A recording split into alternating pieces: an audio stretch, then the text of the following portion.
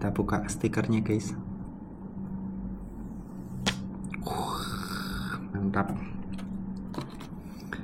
Nah ini dia.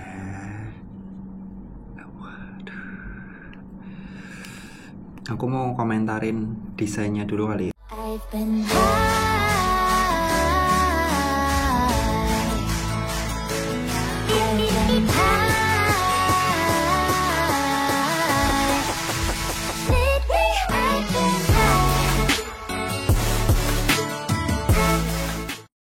Halo teman-teman, apa kabar? Balik lagi channel Dani. Di video kali ini mau sekalian buat nge-review tipis-tipis plus unboxing smartwatch yang baru aja keluar. Kalau selama ini aku tuh pakai Vertic 2S, ini kayaknya udah aku bikinin unboxing tapi belum ada review yang detailnya. Next ya. Nah kali ini aku mau ajak kalian buat unboxing plus first impression line up terbaru dari Coros, yaitu Coros Pace Pro. Jangan kemana-mana, tonton sampai selesai. Let's go. Oke, jadi ini tuh bener-bener baru keluar. Mungkin ketika video ini tayang udah ada beberapa yang pakai ya, karena ini sistemnya kemarin pre-order. Dan ini adalah mengusung seri Pace atau seri entry level sekaligus teringan dari Coros, yang seperti yang kalian tahu Eliud Kipchoge juga pakai seri ini, dan bahkan ada seri khususnya Pace 3 Eliud Kipchoge Edition yang udah nggak ada lagi, itu benar-benar sekarang jadi limited edition. Nah perbedaannya, kalau yang biasanya itu Coros Pace series itu Pace 2 dan sekarang Pace 3. Nah, yang itu adalah Pace Pro. Jadi sini aku mau jabarin apa aja perbedaannya. Sebelum itu kita unboxing dulu dan lihat seperti apa dusnya.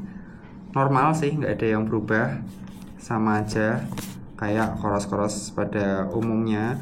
Nah, di baliknya ini kalian bakal nemu berbagai speknya. Yang spek sih kalian bisa cari sendiri di Google, jadi ini nggak perlu aku jabarin satu-satu, nanti aku bakal jabarin perbedaannya. Langsung buka.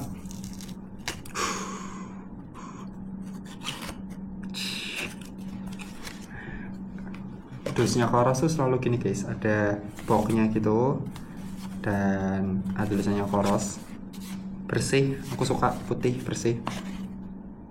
Jeng. Sebelum aku buka tunjukin unitnya, aku mau nunjukin dulu ada apa aja di dalam unitnya. Oh, ternyata di sini guys. Nah, nih. Jadi ada kartu garansi yang sebenarnya terpisah, nggak aku cantumin di sini ya, karena kartu garansinya Coros tuh harus diisi dan disobek gitu. Jadi sobekan yang satu untuk user, sobekan yang satu lagi untuk dealer yang nanti harus kita kirim ke pusat ya, ke dealer. Ini adalah kitab-kitab. Ada ya, ini kitab-kitab. Lalu ada juga kabel charging. Apa sih ini? Nah, ini dia. Sekarang kabel chargingnya berbeda ya. Keren nih sekarang. Tuh, ini sepertinya kabel charging, nanti dicepitin gitu, jadi dicolokin, terus ini dicolokin USB Type C. Ini fitur yang belum ada di Coros yang lain. Terus dia dapat gantungan kuncinya gitu. Wih, cukup keren guys. Ini menurutku keren. Nih, cukup keren. Mencopotnya gimana ini? By the way, ini bukan punya aku ya, ini adalah punya Pujo Galak, karena aku pakainya Vertic dan aku ada Pace 3. Jadi ini punyanya Pujo Galak. Langsung aja kita ke unitnya. Ini aku bersihin dulu sambil minum dulu biar nggak grogi.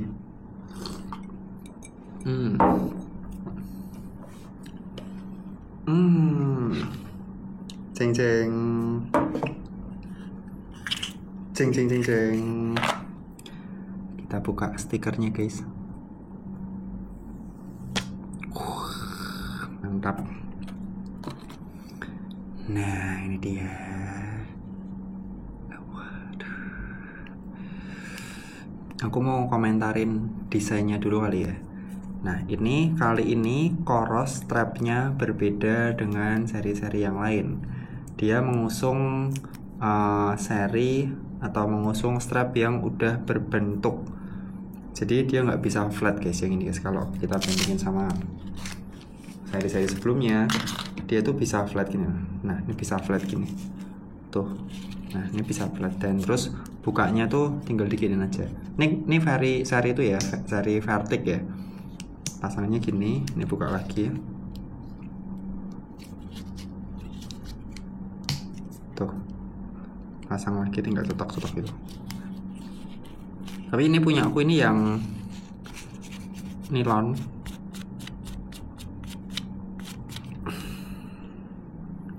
Kembali lagi ke sini.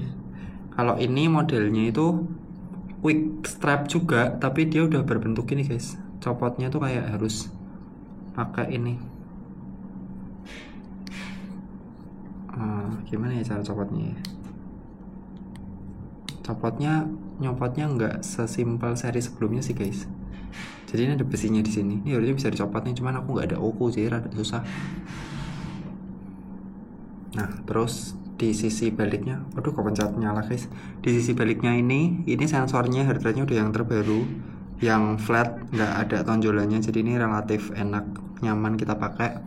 Lalu di belakangnya ada tulisan Pace Pro water resistant 5 VR itu mungkin water resistance 5 ATM 5 meter kali ya. Dia udah dual frekuensi, dia heart rate, dan ini ada tulisan Coros baru di sini. Ya, ini detail-detailnya. Lalu kita nyalain. Ini langsung ke modenya teman-teman. Oke, aku bakal jabarin perbedaannya dengan Pace 3 yang biasa. Let's go. Oke, yang paling utama dan yang paling kelihatan perbedaannya adalah pada strapnya nih teman-teman. Strapnya ini dia udah pakai desain yang baru, mungkin lebih ergonomis atau lebih nyaman kali ya, aku nggak ngerti. Yang jelas strapnya ini beda. Lalu yang kelihatan adalah dimensinya. Layar dan bentangannya ini itu kalau Pace Pro ini sedikit lebih sedikit lebih lebar, diameternya lebih besar. Kalau yang Pace 3 itu 41 mili, 4,1 hampir 4,2, 41,9. Kalau ini tuh 4,6 mili bentangan luarnya, 4,6 cm maksudku ya. Lalu yang perbedaannya ngefek juga ke si layarnya teman-teman.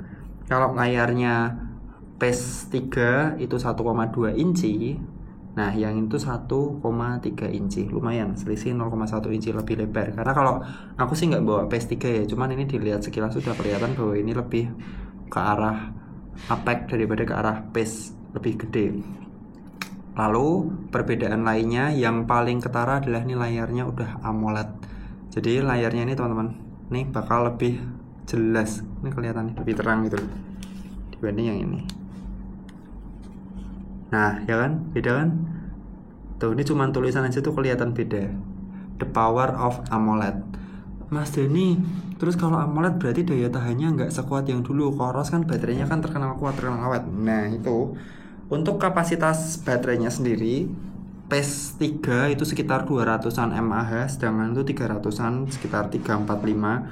Jadi daya tahan baterainya juga lebih kuat. Kalau Pace 3 untuk aktivitas mungkin sekitar 30 jaman. Kalau ini tuh diklaim bisa sampai 36 jam atau 40 jam gitu teman-teman. Jadi ini secara daya tahan baterai lebih kuat, walaupun dengan layar yang lebih terang, lebih AMOLED. Aku nggak ngerti, mungkin dia chipsetnya gitu lebih optimal kinerjanya sehingga bisa lebih irit baterainya. Tapi yang jelas layar AMOLED-nya ini keren banget. Lalu berikutnya kalau yang Coros Pace Pro ini support fitur ECG. ECG itu apa?